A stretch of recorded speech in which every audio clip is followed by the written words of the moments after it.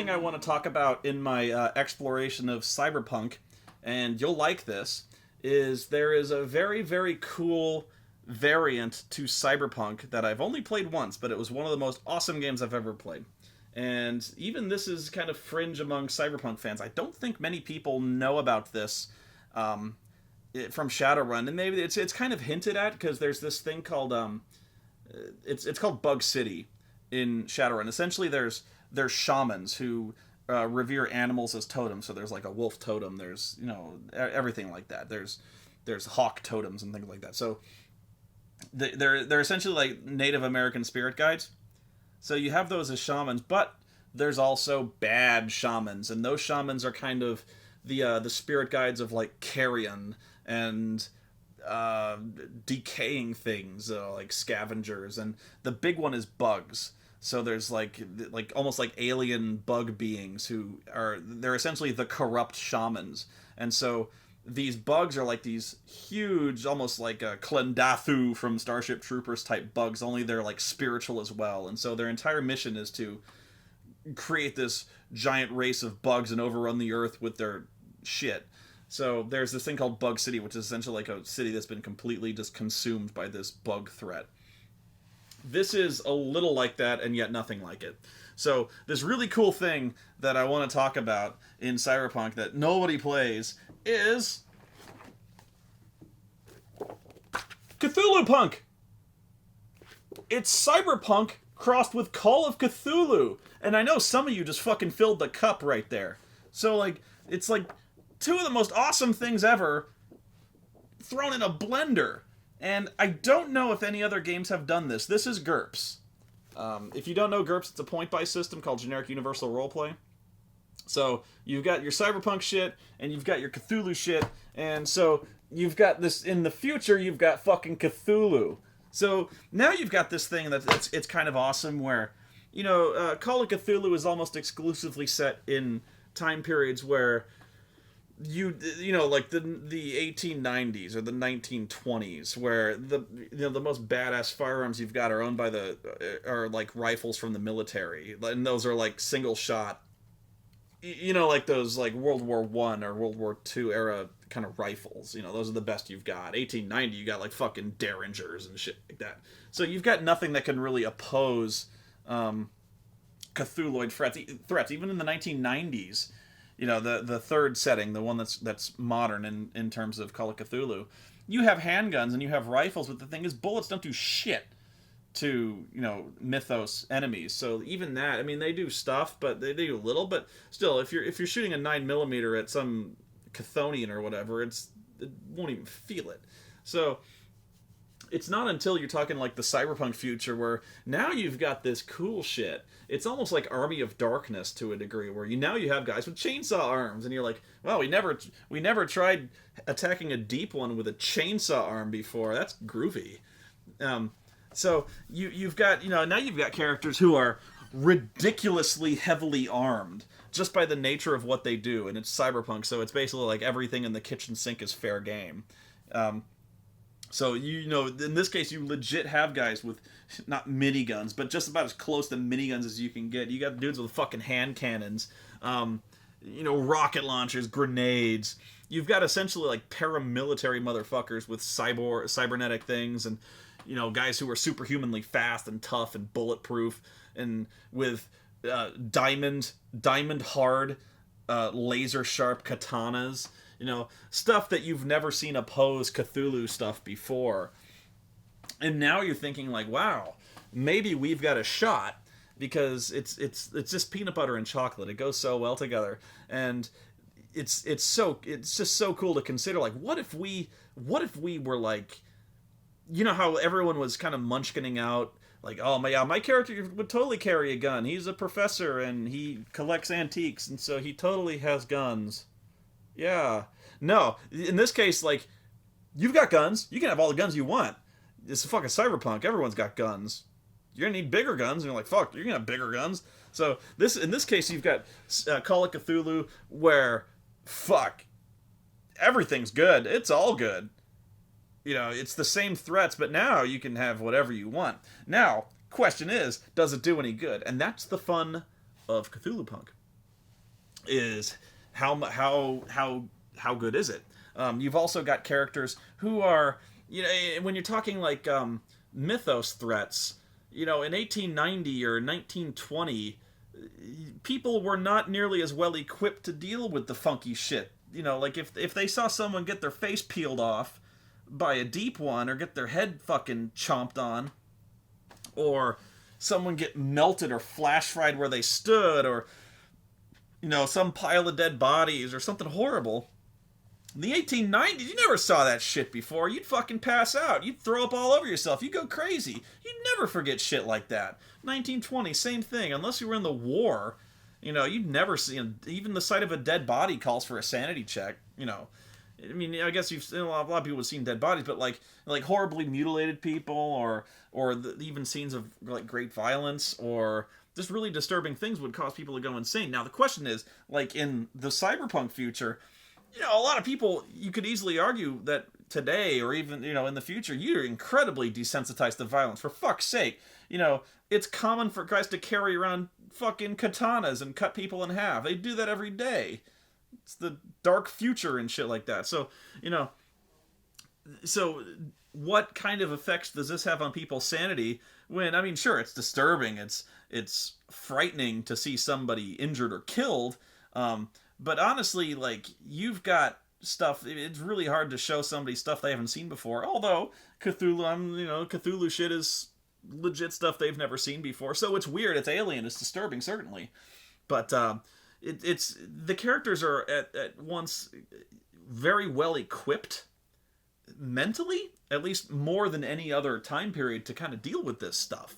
And really, in this case, even over more than today, when you've got dudes who can casually pop off their arms and replace them with new ones, or can see through walls just by kind of like ticking their head and like focusing with their eyes, or who can shoot people from 3 miles away with their fucking space age sniper rifle.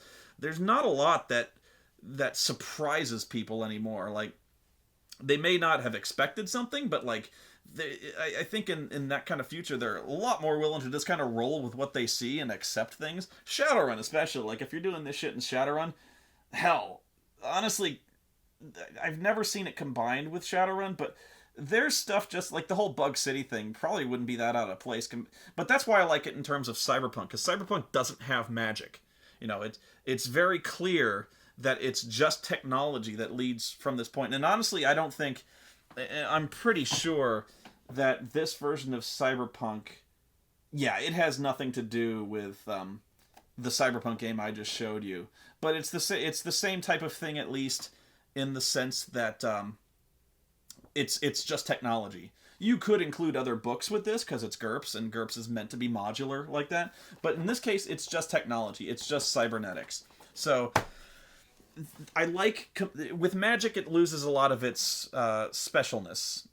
With Cyberpunk, you have this really weird alien thing that nobody has seen before. So while at once Cyberpunk characters are a lot more accepting of things they don't know and understand, you've still got this really alien, bizarre thing coming after them. So it's really cool. And that's really all I wanted to say about that beyond... it's a really good horror system, but here's how you run it. And it has to be special. You know what I mean? It has to be this thing that they're not expecting, and that's key, because if they know it's coming, they're going to prepare for it, and they're not going to get that thrill when it starts happening. Savvy? So, like, here's the thing. Play Cthulhupunk, but don't tell them they're playing Cthulhupunk. Okay? That way, when the weird shit starts happening, they don't know what the fuck is going on. They've got, like, zombies in Call of Cthulhu are not the zombies like you think of. Vampires in Call of Cthulhu are not the vampires you normally think of from anything. So, you've got this weird shit. Don't tell them what they are. Don't tell them it's a deep one. Don't tell them it's... don't tell them it's anything like a Chthonian or anything like that. Just describe what it looks like, but don't use the term. Never use the term Cthulhu. Don't hold this book up and say, this is what we're playing. because then they're not surprised. This has to be something startling and shocking and surprising. I mean, they're better equipped for it, but they can't have. You don't want them to specifically prepare for this. It has to take them at least initially off guard. And if done right, they won't figure out what's happening for a long time. They might even figure like it's some kind of weird genetic project run by the corporations, or some kind of super weapon they're dealing with, like Resident Evil, like the fucking T-virus, which is another thing that makes this game so goddamn cool. Because you've got these completely unscrupulous, unethical corporations that essentially don't operate by any kind of law or ethics, that are, it's almost not even like a secret that they are developing like biological cybertech weapons, cybernetically modifying and cloning and gene splicing and shit, developing stuff, or trying to develop stuff that they can control as weapons. So now figure, if you're one of these, like if you're the Umbrella Corporation in this cyberpunk thing, and all of a sudden fucking Deep Ones and those Mego things, those aliens, or Colors Out of Space or something like that, what if they captured one? And then you've got this threat where you have like fucking cybernetic Cthulhu shit attacking. Is so fucking cool, And the problem is with this is you pretty much have to play Shadowrun because nobody plays Cyberpunk, So you have to do it with Shadowrun, and then you have to. I just don't know if you can do this with magic involved, because I don't think, because if you start throwing this shit in with Shadowrun, they might just chalk it up as being like some kind of shamanic thing, or some kind of shaman thing, or some kind of magic thing, or something from Tir na No, or some kind of like a Feywild or fairy type thing. And I just don't know if it loses a lot of its flavor, I think, unless you make it like really, really obvious that this is like beyond anything that they're used to. And honestly, I could see something doing that, where like maybe like you could have all of a sudden, like, this is how I do it, is I would all of a sudden have like the entire like the whole fairy world, or the Feywild, or even the connection to these other dimensions, because there is like there's like an ether, you can separate your soul from body and kind of astrally project. So maybe like the astral plane just stops working, or something that was really like sacrosanct or untouchable all of a sudden is just torn apart, like publicly or something like that. And it's clear that this is like beyond anything that is known to man, or even just have like some major city like Night City or Seattle or something like that, have Cthulhu just fucking step on it, and all of a sudden like everything they knew has changed. They're in a different city altogether, and all of a sudden just weird mythos shit is just bubbling up, or something weird has happened and they got to go investigate it. But yeah, this one's a real tough one for me, because you essentially have to play either Cyberpunk or GURP Cyberpunk, and not many people have it. So Shadowrun is like your only option. I don't know about this one, but I so would love to go to this. And now cat's out of the bag. I can't go and say like, who wants to play Cyberpunk? Because you all know the secret, and I can't do this. So I've shot myself in the foot. Though it does raise an interesting question. You could throw this into anything. You could mix this in. Cthulhu kind of goes in anything. You know what I mean? Like you could do this with. You could do this with Midnight. You could do this with D&D. I know a lot of people have done this with D&D, but like, you could name your game. D&D Traveler. Actually, there is one. Eclipse Phase. There's a really good game called Eclipse Phase that's not exactly like Cthulhu Mythos, but it's basically like if it's a combination of transhumanism and like Dead Space, the kind of weird space horror that Dead Space is, combined with transhumanism. Transhumanism is essentially that we're fully able to digitize the human consciousness, and we are able to uplift and essentially upgrade animals to having consciousness as well. That's transhumanism, to where we've reached what's called the singularity. So yeah, that's That's what eclipse phase is. And so honestly, that's probably one of the better ways to do it. But eclipse phase is very open with the sense that it's like that. You could do a lot. You could do any of them, like Conan and things like that. Wheel of Time. Spycraft would be interesting, or Spycraft and Stargate SG-1 are kind of the same game. But yeah, you could look around. You could even do like World of Darkness stuff. Vampire. All of a sudden, there's Call of Cthulhu shit. Fading Suns would be kind of cool. World of Darkness would be really cool to combine with that. But yeah, don't tell them they're playing it.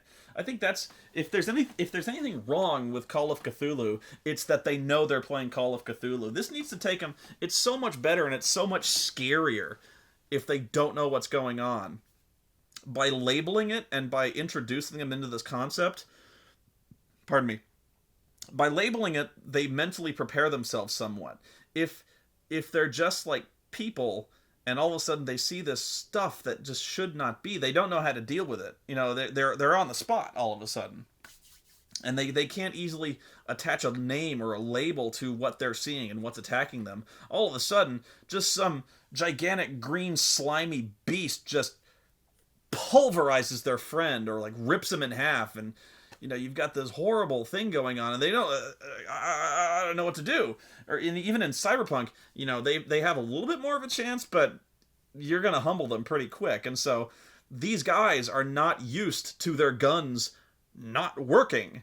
At least they shoot these guys with some fucking shotgun that can literally penetrate an engine block, and all of a sudden they shoot this deep one, and it's like, ugh. They're like, that's usually when I do that, it leaves a hole. So it's really cool. And honestly, I'm kind of in the mood to look around and see what else is good. Now, the last thing I want to talk about is I'm a big fan of horror when it comes to games. I always like trying to find some way to make things unsettling. At least put a little bit of fear or the threat of mortality into these games. So there's a good one that I'm not going to find. It's called the Renraku Archology. That's in Shadowrun. And I can't find it. Of course I can't. The Renraku Archology is this thing that it's basically like the horror setting of Shadowrun. It's like the dedicated scary setting to Shadowrun. Meaning, you've got essentially like this archology, which is like a self-contained, I don't want to say city, but it's basically a city. It's like a biodome, so it's got everything. You live in this thing, everything that it's self-sustaining. It's this dome city. So everything that goes on here, it does on its own. It's got its own power, it's got its own air circulation, everything recycles, it needs nothing else. So it's run by this company called the Renraku Corporation, Japanese corporation. So everyone who works there kind of works in this dome. There's also like shopping malls, so it's a huge. It's a shopping district. It's got every single thing a city has contained. Okay, I know it's important I establish this. I've said it all, but okay. So as soon as I say it, you're gonna know where this is going. In fact, you probably figured it out.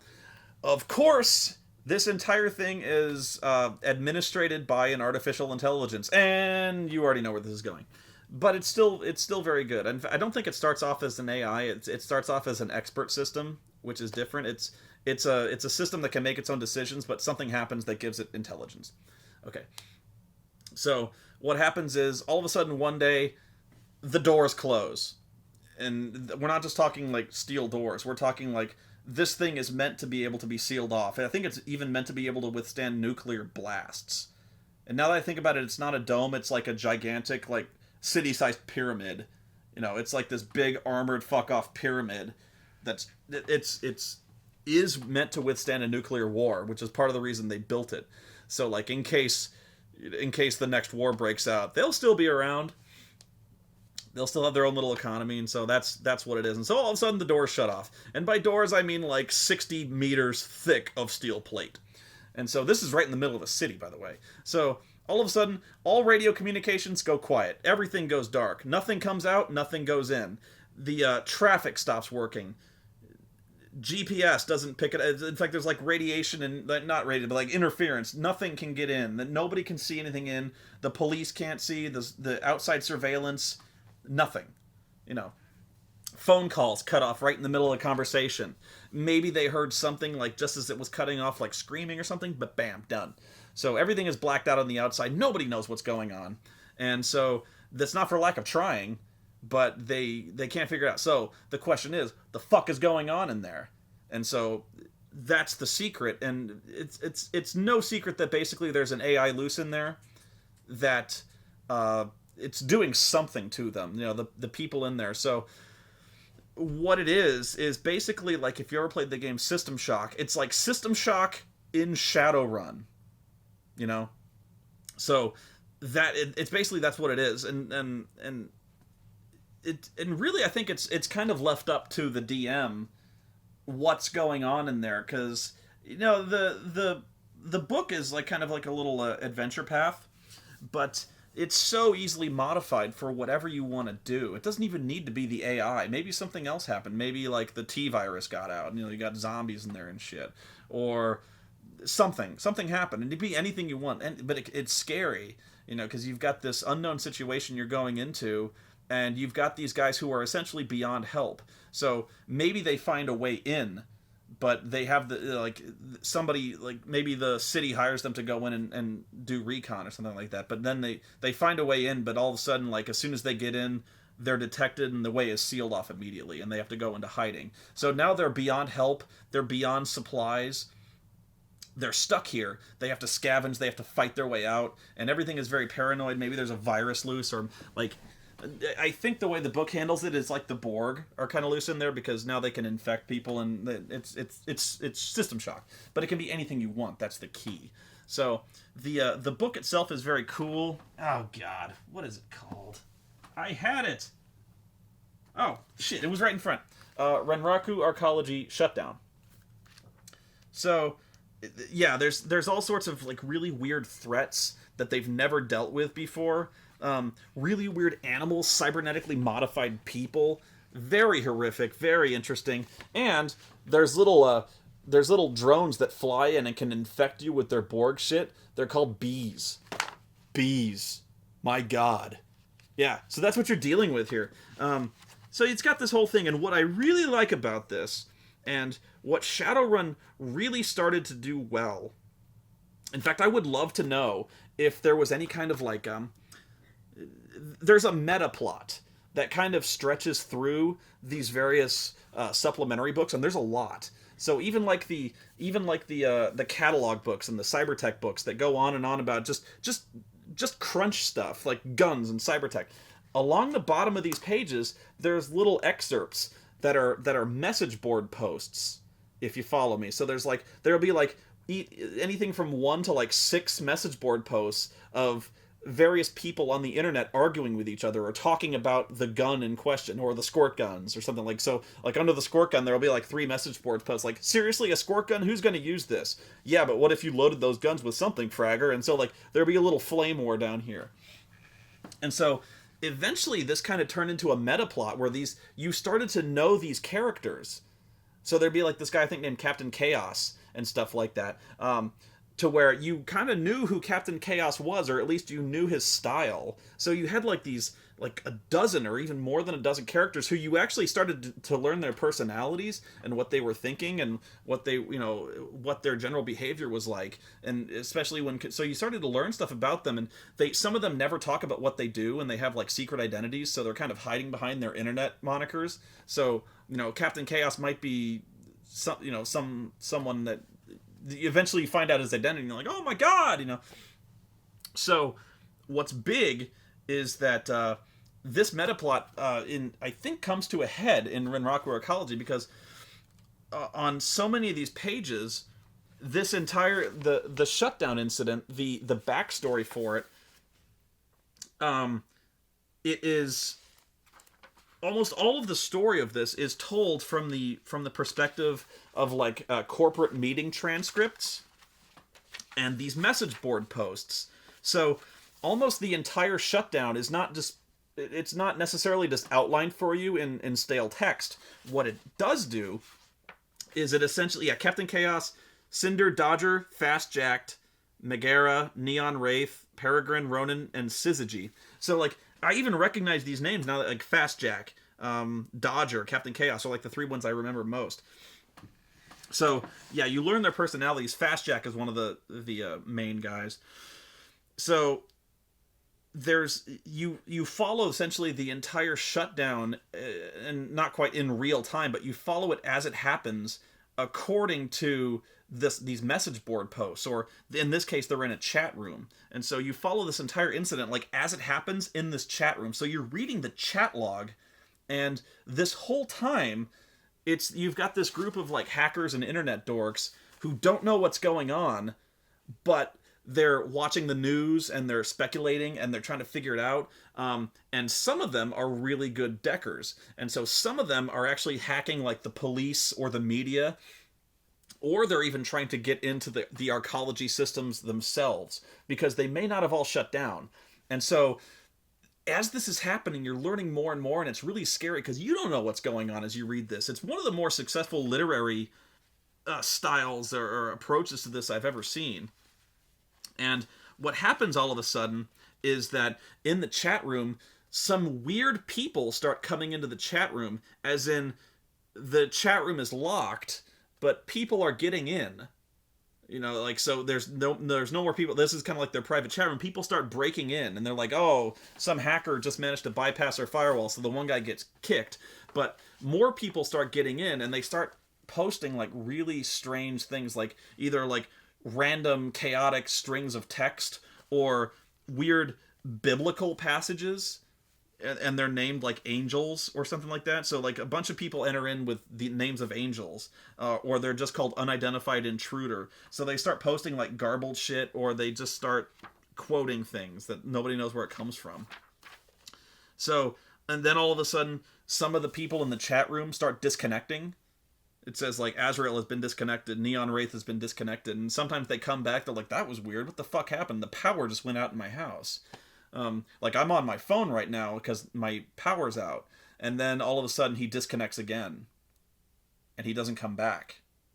And you're like, what the fuck just happened to this guy? So what happens in the arcology isn't necessarily contained to the arcology, or maybe it just happened to the guy who managed to breach the arcology's computer security. So like, you're like, what the fuck is happening? What is this thing capable of? You don't know, because nothing in here is publicly available to the characters. Like the cybertech in the books, the characters, they're all defined. Even the various monsters in the various books they've seen before. This, if they don't have the book, and they probably shouldn't, don't know what's going on. And if they do, you can change things. So it's this big unknown, and the unknown, I'm big on that, because if it's statted, they'll kill it. If it's statted, they'll find a way to kill it. These things are statted here, but it's contained. So as long as you don't figure they have the book, or even if they do, you can change things. They don't know what's going on. Even if they know this story inside and out, it's so easily changed. Everything is radically different. One thing changes, everything is different. But yeah, I love this. I love the way this is done with the transcripts and the chat logs, because the characters are interesting, and when they vanish, like when they disconnect, or they start arguing and weird things are happening, which doesn't normally happen in a chat room, obviously. It's really unsettling, even if, like, maybe in some cases it was just some asshole who did hack in and is saying stupid shit, but then things start happening that it's clear that it's probably not. And so if this was happening to you, you can this is something you can read and kind of project yourself into this chat room, so to speak. So like you'd be reading this, like, what if I was just watching this chat go by? This would be fucking freaky, because all of a sudden, like, five people join in called unidentified intruder, or like, unknown name, and then like half the people get disconnected, and you're like, what the fuck? So this is really well done. So if you know, really, I want to know if anyone knows if there's like a book or a novel even. I doubt there's a novel, but like if this meta plot ever really kind of gets developed, I would love to see that. If I don't know what form this would take. This is probably the purest form literary wise of the message board jockeys kind of doing this thing. And I know for a fact at least one of them dies in this, because you actually like hear him die, or read the other characters hear him die and you read it, whatever. So yeah, I think Cyberpunk and Shadowrun and stuff there's a lot of potential for horror, either like alien horror or Cronenbergian body horror. If you've never seen a Cronenberg movie, watch Scanners, watch Shivers, watch Videodrome, and you'll see how easily that could apply to Cyberpunk, Shadowrun, that sort of thing, because it's literally body modification to the extreme. You are modifying your body to ways that were not even imagined a few years ago in storyline. So you're capable of basically taking your brain out. In some cases, they're called full cyborg replacement. Taking your brain out and putting it in a robot, and you can do this. And so it's fucking. You can cut your arm off and replace it with not even like something that looks like an arm. You can just replace it with like some fucking gun, or you can replace your eyes. You can do anything. If you want a fucking chainsaw for a dick, that's in Cyberpunk you wouldn't be specifically outlined, but if you talk to your DM, you'd be like, really, you want to? You're like, okay, this is what it costs. Because seriously, you've seen today. You know how fucked up people's imaginations get. You've seen the fucked up things people do to their own bodies today. Do you really think when cyber technology, if it ever kind of comes to pass, that somebody isn't going to do a chainsaw dick, or like Iron Man Tetsuo or that Full Metal Yakuza? He does have a dick that's like a power drill. It's like this big, like fucking 2-foot long drill boner. You think I'm kidding? No. So you've got this, you've got this world that anything goes there, and it's not even like metal modifications. You've got like biotech. You can genetically alter yourself. It's more expensive, but you can genetically alter yourself to have like a third arm or eyes that can see in the dark. So what if you have this thing where things start to go wrong, or like years after cyber technology was deemed safe, there's something weird going on, like all of a sudden they start to fail, or they start to mutate, or not respond to mental commands, and nobody knows what's going on. It's like some kind of mental syndrome, and things start to change, but they start to change with like some kind of design, and there's like an intelligence behind it. It's very Cronenbergian, that sort of thing. And so there's a lot of potential for this kind of body horror, or even, you can even do existential horror, where like, as you get more cyber technology, this does happen, where like you lose your humanity, you lose your ability to kind of empathize. And that's coded into the books, is the lack of ability to empathize. It's so cool that way. But I think the potential for horror is criminally untapped in these games. It all kind of boils down to, most of the time, I think people just only think of it as kind of a pure action game, and it's very good at that. And it's almost based, like the combat is almost entirely based around fighting people with really cool weapons and really cool technology. But there's also this potential for a lot of things going wrong, and a lot of people, with this technology, increases the potential for a lot of destruction and even emotional distress. Because now when you consider characters who have these safeguards or cybernetic replacements, or even like neural implants that do certain things, if you ever saw Strange Days, this isn't cybertech, but they have this ability that can interfere. There's this technology that's called Squid that can induce like hallucinations, or like can project images into your brain, like pure electric sensation. So like you could do this thing where like there's video of a bank robbery, but you can feel the adrenaline. It's like you're there. You are there in terms of perception. Or like there's even like porn. They wear this thing, and it injects into their brain every single feeling that happens during this sexual act. So like you are, for all intents and purposes of perception, having sex. So that's what this. So like when you have this technology that can literally, make you feel what's going on, the capacity for horror, for torture, for being locked in a computer for all eternity where you cannot die. There's so much great stuff you can do in the way of torture that hasn't even been conceived of in other RPGs. So the capacity for pain and suffering and stuff like that, you can threaten people in this game with punishment that goes well beyond the physical. It's almost like I have no mouth and I must scream, where if somebody gets a hold of you, like a corporation gets a hold of you, think of the stuff they could do with you that they could take your brain out and put you into something. Like they could make you into a fucking Roomba if they wanted to, and you'd never die. You know what I mean? So like you'd always be aware that you're a Roomba. And that's if they're kind. You could always, like, well, now like they put you into a fucking garbage disposal. Have fun with that, shithead. So I think that's one thing I really wanted to carry across is, one, Cthulhupunk is awesome. Two, never tell them they're playing a horror game until it's too late. And then three, think of ways that, like, the unknown is always very, very cool in RPGs, and it doesn't even have to be scary. Throw them stuff that at least is not in their books, and you don't even need to go out of your way to, like, invent new things. Like, you can take existing monsters out of books and just, you can use that template, but just call them something else. Have them look a different way. Like, so if you have some kind of hellhound, like, take that for, like, a fiery hellhound. You can take that template and just, like, have those same stats put into something else. But now they don't know how to deal with it. Like, so like, you can have, I'm sure this is done, like, an ice hound, but you can get weird with that. So, and it just takes a little tweaking. So, when they don't know what's going on, there's kind of a thrill of exploration, there's the thrill of the unknown, and there's fear, because they don't know necessarily, there's no rules for this. They don't know what the rules are. I mean, they see this thing in front of them, but they don't know if they're going to fuck it up, They don't know, like, when you think Hellhound, you're like, oh, ice works, so maybe if they see something, like, dig its way out of the ground, and it makes this weird noise, it's just, come up with something that makes it unique, come up with something that makes it strange, and because strange is exciting, strange is fun. So, yeah, think of ways.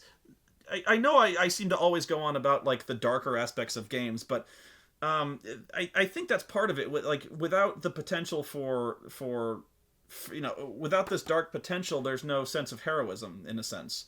So when you're talking about